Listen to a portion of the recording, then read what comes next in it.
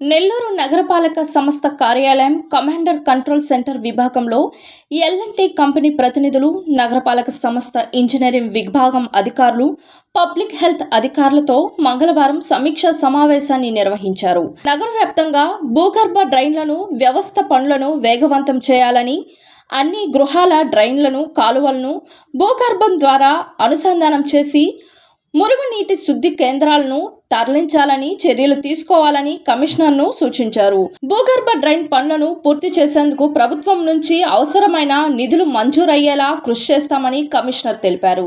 ఈ సమావేశంలో public health SE Gopal Reddy, నగరపాలక సంస్థ ఇంజనీరింగ్ ఎస్ఈ సంపత్ కుమార్, ఈఈలు Sanjay, Chandraiah, L and T company DGM Dakshinamurthy ప్రతినిధులు తదితరులు పాల్గొన్నారు.